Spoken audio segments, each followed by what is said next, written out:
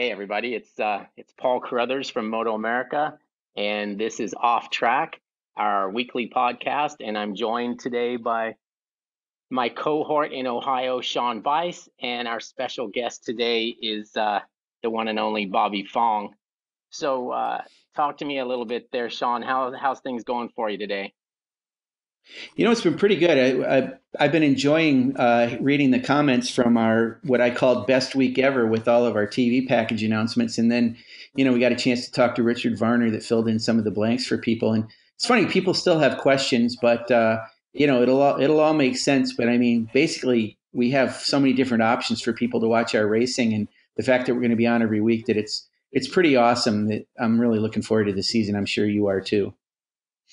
Yeah, the comments are, like you said, there's it's 95% positive, and the other 5% are just, I don't know what to do with these people. It's like, other than, I think I'm going to have to find out who they are, and I think I have to drive to their house, and I have to, grab their remote, and I have to show them how to do the thing, and maybe get them a cocktail and bring it to their couch, and then maybe they'll figure out how to watch it. But I also think there should be like, I don't know. This is probably not politically correct in any way, shape, or form, but it's like I think there needs to be different levels of Facebook based on your IQ. Like it could kind of like be it could kind of be like English Premier League soccer. Like you say X amount of dumb comments and you get dropped down to like, remedial Facebook. And then you actually have to say something intelligent to get back up to regular Facebook. Because some of the people I read their comments and I'm like, what planet are you even on? Like, how can you not understand how this works? But Yeah, it does. It does. anyways, It does make you lose. It does make you lose faith in humanity a little bit. But the nice thing is that some of the fans, a lot of the fans have our backs, and we don't have to respond because somebody will turn out saying, "Dude, did you even read the article? It's all in there." So I'm always happy when somebody comes to our rescue. no, I think it's a lot better for somebody else to defend us other than instead of us Yeah. defending ourselves. And plus, if you and I started doing it, it'd be World War III, and we'd both lose our jobs, and we'd be doing another podcast that entirely nobody would listen to.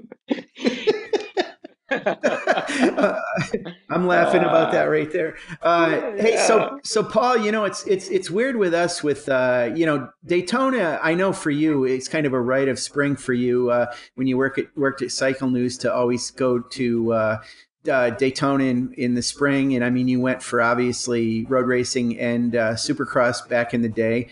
And boy, a lot of our riders in Moto America are going to be competing in that 200 this year. But people still ask. They're like, "Hey, why doesn't Moto America go there?" And it seems obvious why we don't, but they still wonder why we don't go to Loudon too, which is kind of strange, or even Mid Ohio. But I thought it'd be interesting to kind of discuss that a little bit because we don't.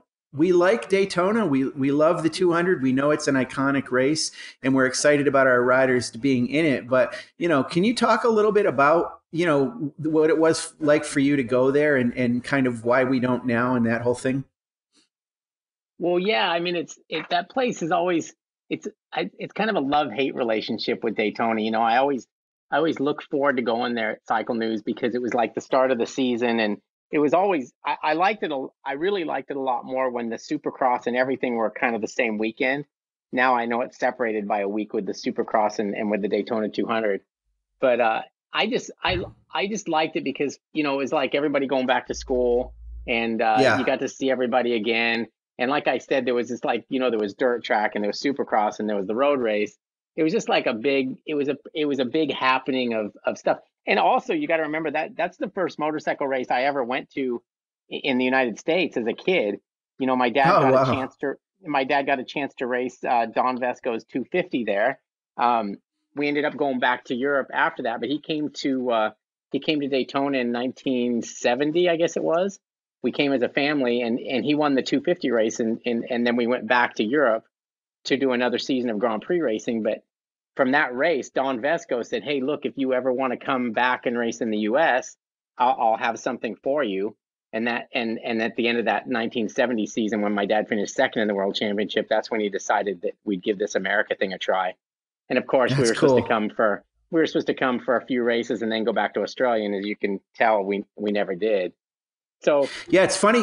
Funny that they went on and later on called that class 250 GP, but back in those days they did call it international lightweight, which is interesting that it was an international group of riders that came, including your dad. well, yeah, back then, I mean, and for a long time after that, it was that race really was an international field. That the 200 and the 250 And race, and yeah, it was really cool because I mean, look, if you look at the people who have won that race, I mean, it's an impressive.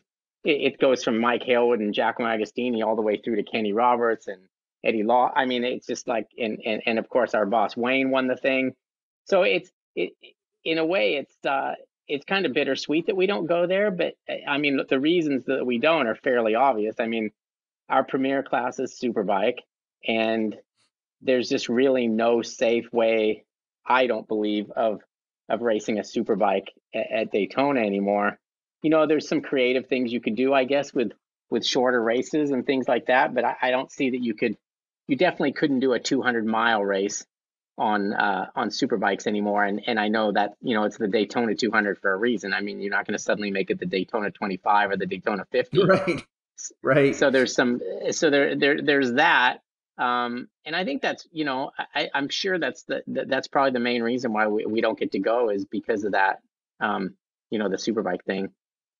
Well, it's funny too because Dunlop every year the tires get better and better all the time, but the bikes get better and better, they get faster. So it isn't like to the point where the tires can handle that, or even if they could, that those high banks and those walls are pretty imposing. There's no doubt about it. I mean, let's face it, it wasn't necessarily made to race motorcycles on. They used to race on the beach, and then they brought it over there. But it's a super speedway for cars, hence those walls and everything. So it is kind of tough to adapt it that way and make it safe for motorcycles. Whereas everywhere else we go, there's good runoff and there aren't walls that are right next to you along the way. So it's kind of obvious, but it is a bit of a shame because it was such a big deal, back in the day, as we say a lot, and still is, and it's cool. And I know I'm going to watch it. I'm sure you will too. And I'm very excited about the fact that a lot of our riders are going to be racing in it, including Bobby Fong, who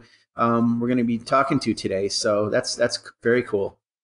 Yeah, I'll be watching for sure because we've got Kyle Wyman, we've got a bunch of MotoAmerica guys racing that event, and I'll definitely 100% tune in. But if you talk to any of those guys that race superbikes on the high banks, I mean, and you get them talking about it, you can tell that it was a scary thing. I mean, not only would they ride those bikes at high speeds with a wall, not very far away, but the bikes are actually so powerful that they're spinning up on that banking. And I mean, it's just, it could be a recipe for disaster as far as racing super bikes there. So I'm kind of glad that we stay away. Although, like we talked about a few minutes ago, it always kind of makes me miss it because I spent so much of my time there and so many years. I only ever missed one from when I started at Cycle News till in 1985. I only missed one, and that was my daughter was born on the Sunday of the 200 in 1989. And other than that, I never missed one. And it did, in addition to all the times I was there, as a kid when I wasn't working. So it's definitely something I kind of miss. But it is what it is. Did you ever go out a few years ago? I went out with Josh Hayes and we went out to one of the banks and we actually like walked up it, and it's nearly impossible to do. I'm sure you've done it before, right? You've gone right out there to see what it's like. Yeah, it's crazy. It's crazy because it's just you just don't realize how steep it is until you're out there. And I think, well, I know like Monza in Italy. I don't know if you've ever seen that, but Yeah, I have. they Yeah. had banking, and it's even Yep. steeper. It's like really steep. Like it's almost like a that wall of death that we had at a couple of our events last year. I mean, it's almost to the point where it's like that. So yeah, it's crazy. Yeah, isn't it like there's a spot at Monza where you kind of like go through some trees and you can go over to that other part where it's there and it's still, the banking is still there, but there's grass growing in the cracks and things like that, but they don't use that anymore, correct? That part of the Yeah, it's track. exactly right. You kind of have to go on a little hike, and you're going through greenery and stuff, and then you come onto this like an amazing piece of racing history.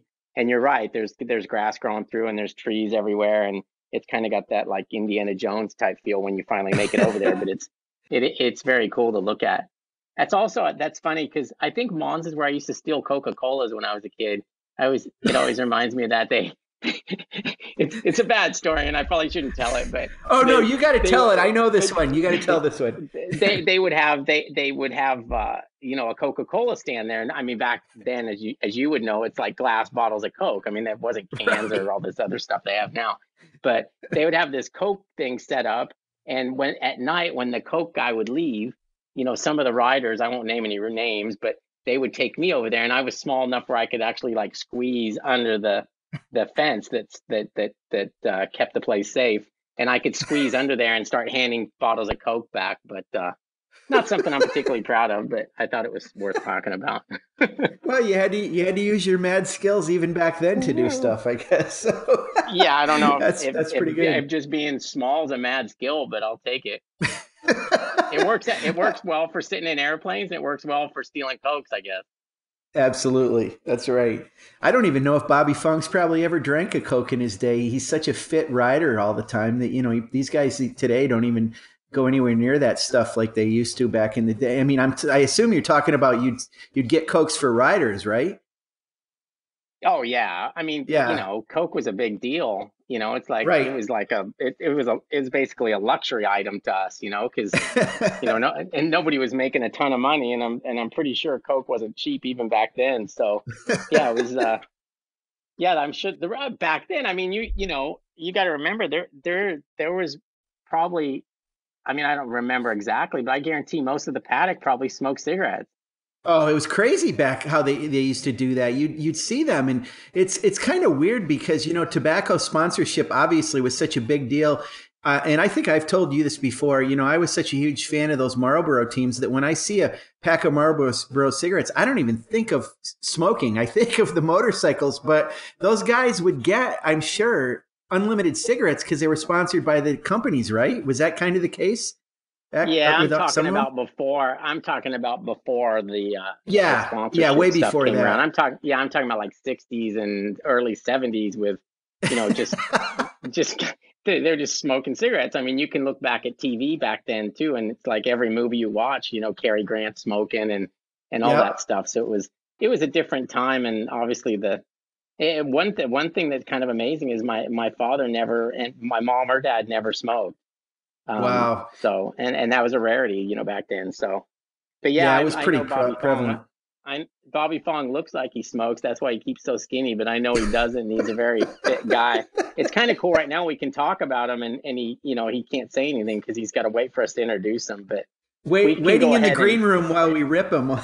So, yeah. But no, Bobby's really fit. I think there's a lot of guys in our paddock that are fit, but he definitely ranks up there at the top of them. I've cycled with him and ran with him, and he's a really good runner and cyclist. So well, it's funny, let's Well, one other thing I want to say about him, Paul, real quick, is when they announced his new ride with M4, you saw the photo. He claims it's one of those things where it's almost like a selfie where the camera's above him. It makes him look like he's so small. He goes, "Oh, believe me, that's not the cameras." But I'm not so entirely sure. I think he's pretty much in race shape for this year for sure. So. Well, when I saw the photo, I texted him right away. I'm like, dude, that's the skinniest I've ever seen you. And then he told me the same thing. Oh, it's the camera, blah blah blah. I mean, I thought he was. I didn't know if he was in a POW camp in Vietnam or what they'd done with him, but he was like, oh man. So let's just say that's fitness. And if he, he's already a small fit guy. So if he's even fitter, Right. at least he's not going to get tired in those races. So should we bring him That's in, right. or should we just make him? Should we bring him in or make him flop around? I think we've probably kept the suspense going for him long enough. And knowing him, he's a high energy guy. He probably can't is chomping at the bit to get in here. So let's do it. All right, let's have a chat with Bobby Fong. How's it going, girls? I'm doing good. I'm. It's good to hear from you Where guys. are Man, you? It's been all winter. I'm in. I know, I'm in it's Santa sad, Rosa, right? actually. You're in That's Santa great. Rosa, Santa Rosa, okay. California, and Yeah. you're there Yeah, for we're what doing How reason? far? Say that again. What are you there for?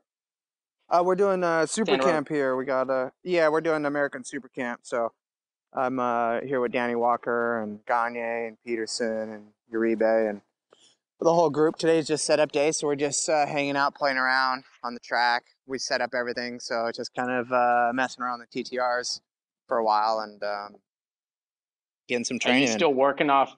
Are you still working off crash damage from last year for Danny, or?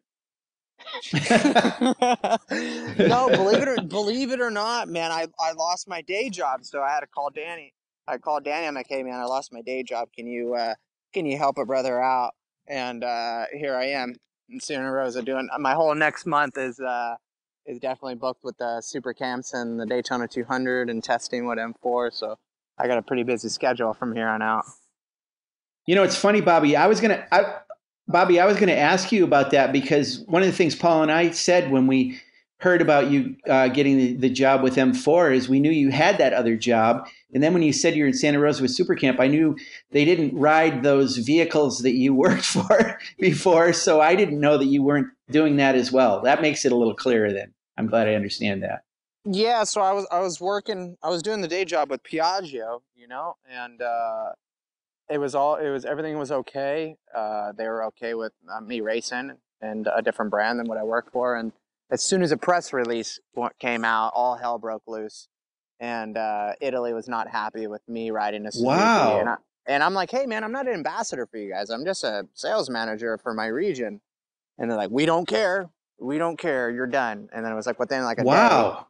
Yeah, the press release, really, they got so much heat from the press release from all like dealers, the Aprilia dealers and Moto Guzzi dealers around the U.S.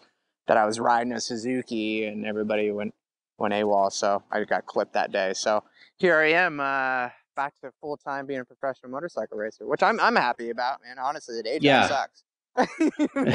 Yeah, I mean, yeah, having a real job is only when you don't have a racing job. No, exactly. I mean, that's how I was looking at the end of last season. There's not much out there, and rumor was Danny wasn't going to continue for the season. So I'm like, man, I don't know what I'm doing. I'm gonna get a day job and see what happens. And I was still training every day, still working and training every day, and still riding dirt bikes. And I called Ulrich because I knew that there was a spot open. I'm like, John, can we make this happen? Like, there's like clear as day. Like, we've been talking. John and I have been talking for like, I don't know, 9 years, every single off season, almost, seriously. And we always try to continue to work. It's always gets really close, and then like either somebody comes with money or somebody comes with backing behind them, or the situation wasn't always right. So I called him and I was just like, so after 9 years, you're just kind of being super straightforward. You're like, hey, John, can we make this happen or not? And it was like, we made it work. And he was like, you know what? I think this is the year, Bobby. And I'm like, God, thank you so much. I was so thankful. And then, I was still planning to do the day job, but, here I am training extra hard now that I don't have a day job. You know, Bobby, it's funny because earlier this week I was talking with Andrew Lee's dad, Eddie, who I'm sure you probably know Eddie, don't you? Do you know? Yeah, Do you know him? He's a good guy. Good guy, yeah. Yeah, he's a really good guy, and he impressed upon me something that I knew, but I never really thought about it. That in our paddock, in our series, and actually you can extend it to almost worldwide professional motorcycle road racing. It's amazing how few riders kind of do it for a living, like that's their contract. Most professional road racers have other jobs. Wouldn't you say that's true? I mean, realistically, I don't know anybody who has a day job. I mean, to tell you the truth, I mean, Really? top level riders in Superbike. I mean, name somebody that has a day job. I mean, I really don't know anybody. Yeah, Well, Sean, you're out of your mind.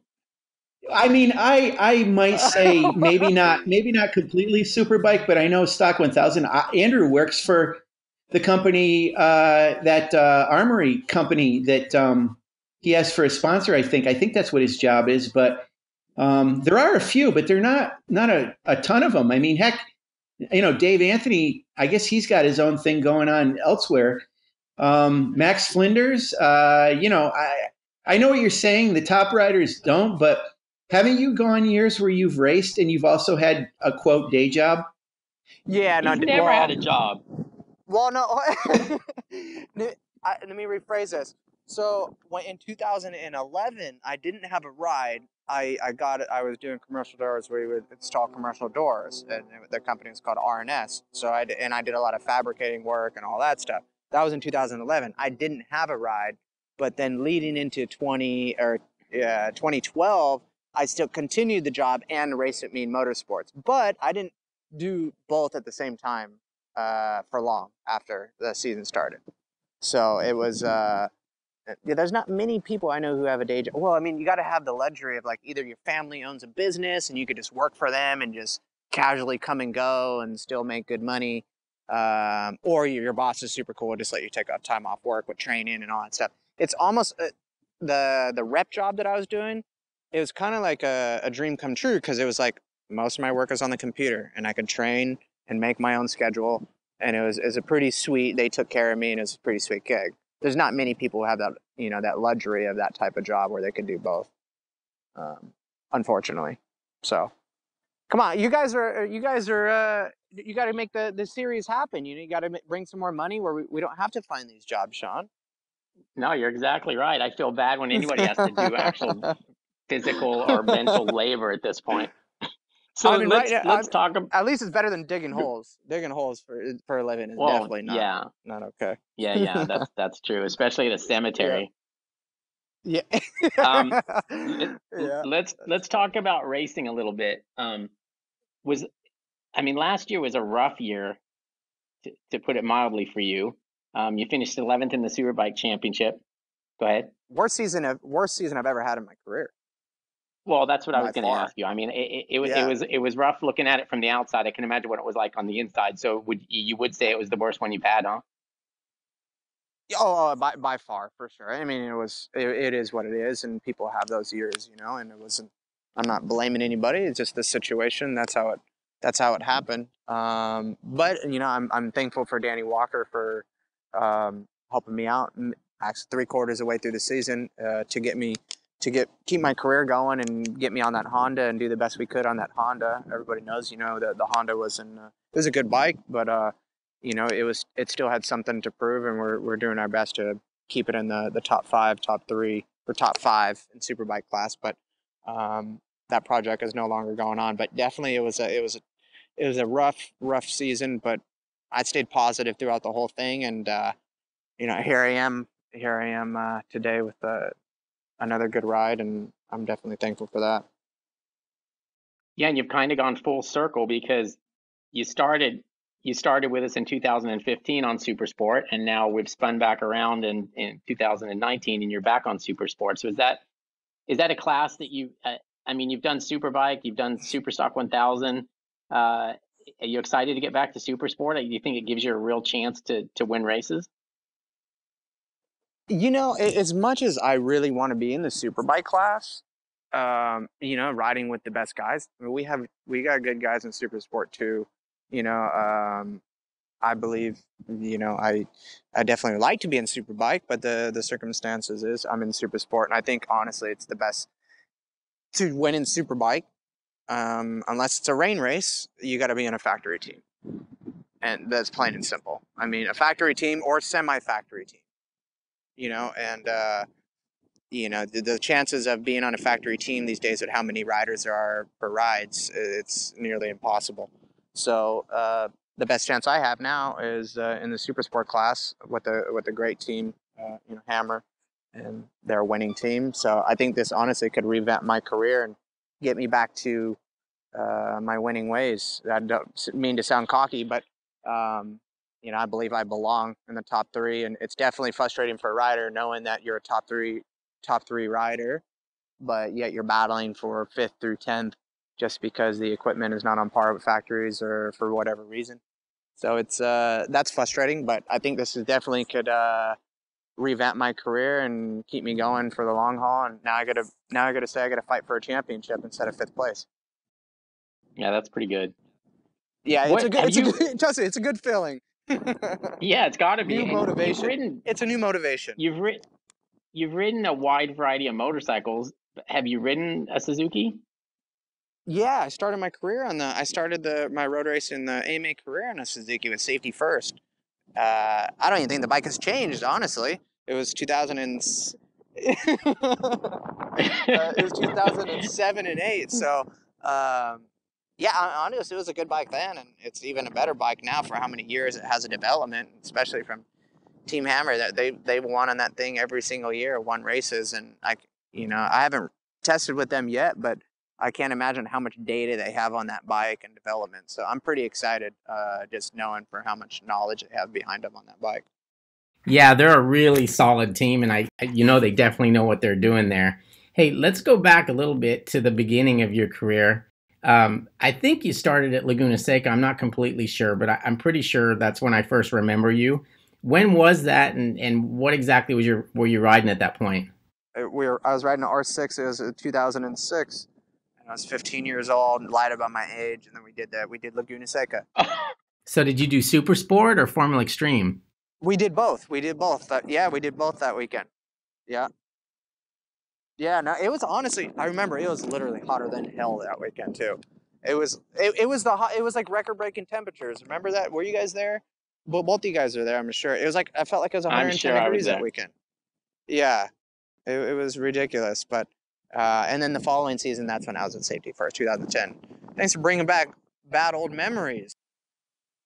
So, Bobby, we talked about 2006 when you had your pro debut at Laguna Seca when you were, I guess, a little bit underage. Had a full year in 2007, but let's talk about the year that you had your breakthrough win, 2010, and it was on a brand that isn't as prevalent in our paddock as it used to be.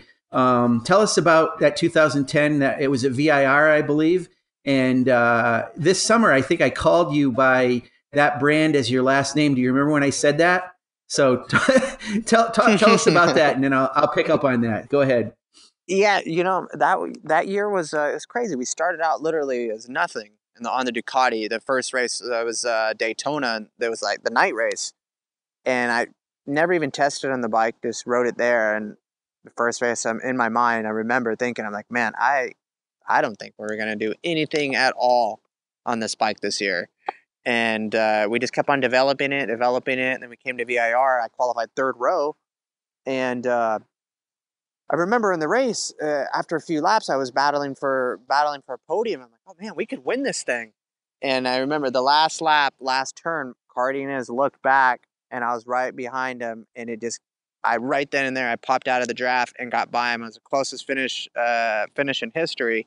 But after that race, we ended up getting the win for that race, but after that race, it just built so much confidence knowing that I could be up front. And that's when it all started, and just knowing that I was a top level rider. Because before that, I was just battling for, 5th through 10th. And then, and we had a string of podiums after that. And it was the confidence booster, and knowing that the Ducati was capable, I was capable. And the main thing was just mental confidence, obviously, as you know. It was truly like a breakthrough for you. And like I had mentioned to you this summer, I used to call you Bobby Ducati because of that winner, that win at VIR. Now, with all respect to Chris Ulrich and John, I'm now going to call you Bobby Suzuki. But I do remember that 2010 season and that win. Was that a 748 or an 848 that you were on? Do you remember? It was an 848. 848. Okay. Yeah. 848. That was pretty cool. Yeah. Yeah. And then you raced for Triumph for a little while. So you've been all over the place with brands. Yeah. Well, after 2010, 2011, I didn't have a ride. And then 2012, I was at Mead Motorsports. And then in 13, I did the Triple Crown with one race with them, and then they folded right after that. And then I finished the season with Triumph, with D&D Cycles. And that was 2013, and then I went with latest. Mm-hmm. So yeah, D&D Cycles, the infamous Bobby McClendon, Bobby Fong. That's interesting. You had a Robbie and a Bobby. Is that how he became Robbie Bobby? Because you worked with him? Is that he was the infamous Robbie Bobby long before I showed up. But he's definitely a character, and he saved me in 2013 and put a program together that didn't even exist to keep me racing. Oh, we got on the Daytona Sport Bike podium too with it, so that was awesome. That's cool. Yeah. And then 14. Tell us 14 about ended up being 14. with George Lattis. and then I was There you go. with him on Triumph for 14, 15, and then 16. We ended up going on the Cowie 16 and 17. So I was with the latest for a total of 4. Look, we talked about your worst years. What was your best year? Because I mean, 16 and 17 were both pretty good. Honestly, 15 was great too. I mean, I got multiple podiums, got a few wins out of 15, That's and true. 14 I even had some wins too, honestly. And then the most wins I ever got was 2017 on the Kawasaki and the Superstock class. And then a good year ended up being a bad year, but that's a part of racing. You can't win them all. And then yeah, 17 was probably my best year of the most wins I've ever got in a season. Boy, that was a great bike for you too, Bobby. I mean, man, that thing had some steam. I'm not trying to take away any of your racecraft or ability to ride a motorcycle, but that motorcycle was pretty incredible for considered to be a stock, super stock bike, and it was a super bike level of performance you were getting out of it. So that was something. Yeah, no, I had a solid crew, and we did the best of what we had, and we made for how much power we got out of that bike. We made it handle real well too with the K-Tech suspension we ran that year, and my crew and Robert Ward. We were all a good tight crew, and it's a shame to see that program go away. But on to better things hopefully this year. It was Yeah, tell us actually, about this. if you look back at it, I'm just going to jump on Sean and keep him quiet. Mm-hmm. Yep. If you if you look back at it, I mean, you were kind of the poster child for us for MotoAmerica as far as Superstock 1000 goes, because Yep. you proved pretty much right away, like, hey, this, you can get on a superbike podium on these bikes, and we rode that thing. I mean, we talked to teams about it, and I think we used you guys and said, look what these guys have done, look what these guys are able to do. And I think that's almost why we've gotten the superbike class to where it is today, where we've gotten some teams to, to move from a stock 1000 to full superbike, because we were able to, you guys were able to show what you could actually do with a good program. So thanks for Well, that. I'm glad it helped you guys, because it definitely didn't help me, because I didn't have a ride after that. So Oh, that that's program funny. vanished right after I did all that. So Yeah. um, Well, I mean, but anyway. it was yeah. great to have George in the paddock, though. I mean, I hope he comes back someday. But let's talk about this year. And you're with a solid team. I mean, M4 Team Hammer, that whole team is fantastic, and it's terrific that you're going to be with them and be back in Supersport again. And I think you're obviously going to be one of the front runners in that class. And it's a pretty stacked class this year. So tell us about how that all came together and how you're feeling about your chances this year. Yeah, it came together quite fast. Like I said in the beginning of the conversation, I just called John out of the blue and said, "Hey, can we make this work?" And he was, it was pretty short and sweet, and he was like, "You know what? I think this could work." And we were kind of discussing the situation after that. After he said he thinks it could work for like a month or so, and I finally got the news because they were waiting on Suzuki that I could be a part of the team, and I was ecstatic because I never been on a existing winning team before. I've been on a lot of teams, but the team wasn't an existing winning team. So I never been on a team where it's like, they come straight from winning on that particular motorcycle. So that was exciting, and I believe my chances are good. I heard the bike is even better this year than last year, and they're still finding stuff. So I think, and it has so much development on that G6R 600. I think we're going to be pretty competitive, and there might be some young bucks that might surprise some of us up front this year. I think there's a lot of younger, faster riders coming up, and so we might get some surprises here and there. But I think my predictions, it's definitely going to be Gillum and Jacobson, against me mainly. Like I said, we'll have some surprises, but I don't expect anything less than a win from myself and the team. Have you raced against PJ ever, like as a kid or anything? Oh yeah. He's not much, honestly. It might seem like I'm much older than him, but I'm not really. So we raced growing up. He actually raced my little brother more than myself, PJ, and we've raced in the sport bike class together before in 2010, and then I think in 2009 too, maybe. But yeah, we raced together before, and then did Grand Nationals together as a kid as well. Now, a lot of people, don't realize, I mean, they have to be in the know to realize that you did a lot of dirt tracking as a kid and even after that. Talk a little bit about like it, who are some of the guys that you raced against on the dirt that people would recognize today? It's weird is, I've grown up dirt tracking, but as I got older, I just completely stopped. So when I get back on a dirt track bike now, I'm just complete squid. It feels like something. I mean, it definitely, I'm comfortable on it, but I'm nowhere near as fast as what I was. But um, the Wymans used to go out to Grand Nationals. We have a handful of current flat trackers. Who else? Blake Young was out there when I was a kid. Who else was out there? I mean, there's a lot of dirt trackers that came up with us that are pretty competitive. We Jesse Janis, all them like that are in the series already. Corey West was out there. I remember I was on at Grand Nationals as a kid on an 80, and Corey West used to be just kicking butt on his 125, and used to watch him like we were at Indianapolis short track. I forget what it was called, but he was winning. And I remember as a kid looking up to him because he's a few years older than me. I'm like, man, I want to look like that one day because he had such style, and he was hauling. And I think he won the Grand Nationals that year too. But there's definitely a handful of people that I've grown up flat tracking with. But I got out of it at a younger age and started supermoto and doing the mini road racing stuff. And you raced at Lodi Cycle Bowl, right? Yeah, I currently still live 5 minutes, less than 5 minutes away from Lodi Cycle Bowl. Wow, that's So crazy. And yeah, I picked up Suzuki, my new 450 Suzuki. So I'm gonna convert that into flat track. I think I'm gonna dabble into a lot more flat track this year. And I just motocross is just so dangerous, man. Just the littlest thing can mess you up. So, and I live so close, and I never go ride at Lodi. So I'm gonna convert my 450 and do a flat tracker and go ride there a lot more often. all right, Bobby, I appreciate you chatting with us today. I wish you the best of luck next year.